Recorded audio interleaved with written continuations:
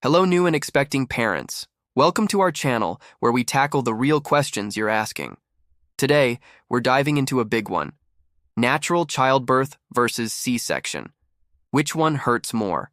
This is a topic that can cause a lot of anxiety, but we're here to break it down with honesty and compassion. So, grab a comfy seat and let's talk about it. First off, let's be clear. Both methods of bringing a baby into the world involve discomfort and pain. There's no easy way out. The real difference lies in when and how you experience that pain, and what the recovery process looks like. The goal isn't to scare you, but to empower you with knowledge so you can feel prepared, no matter how your baby decides to make their grand entrance. Let's start with natural childbirth. The pain here is primarily from labor contractions. These are intense muscle cramps in your uterus that work to open your cervix and push the baby down the birth canal. It's often described as a powerful building sensation, like waves that peak and then subside. You get breaks in between, which can be a huge mental relief. The intensity grows as labor progresses. Many women describe it as the most intense physical experience of their lives, but also incredibly empowering. It's a productive pain. Your body is actively working towards a goal. And of course, we have to talk about the ring of fire. This is the stinging, burning sensation felt as the baby's head crowns and stretches the perineal tissues. It's intense, but it's also a sign that you are just moments away from meeting your baby. For many, the immediate joy and relief after the baby is born can make you almost forget the pain you just went through. The postpartum recovery from a vaginal birth can be quicker, but you'll still experience soreness, potential tearing, and afterpains as your uterus contracts back to size. Now let's shift to a cesarean section, or C-section. A C-section is major abdominal surgery. So what about the pain during the procedure itself? For a planned C-section, you'll typically have regional anesthesia, like an epidural or a spinal block. This means you're awake but numb from the chest down. You won't feel pain, but you might feel some strange sensations like pulling, tugging, and pressure as the doctors work. It's a very different experience from labor. It's more clinical and controlled, and it happens much faster than a typical labor.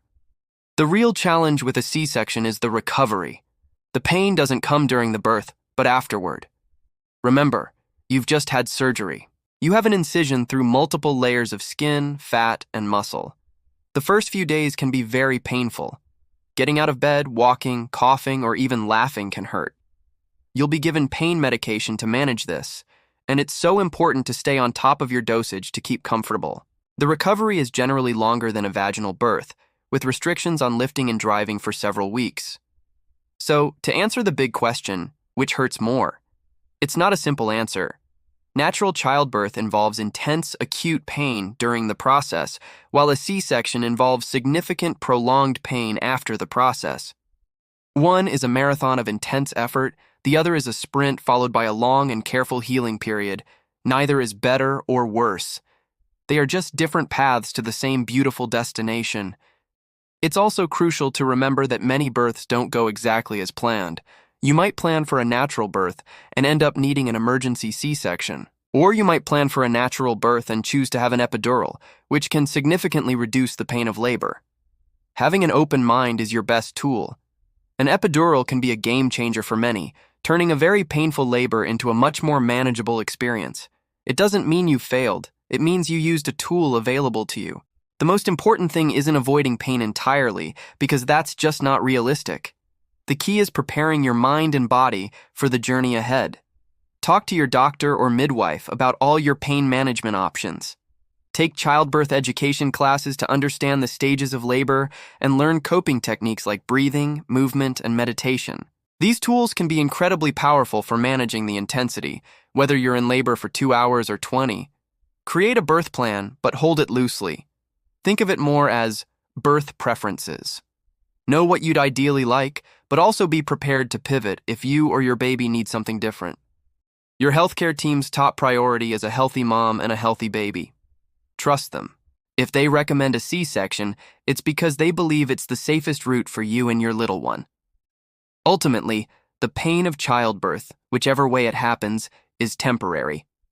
It is a powerful rite of passage that leads to the most incredible reward: holding your baby in your arms for the first time. That moment of connection, that overwhelming love, It truly puts everything into perspective. The journey to get there might be tough, but you are stronger than you think. Focus on that beautiful reunion. Prepare yourself, educate yourself, and give yourself grace.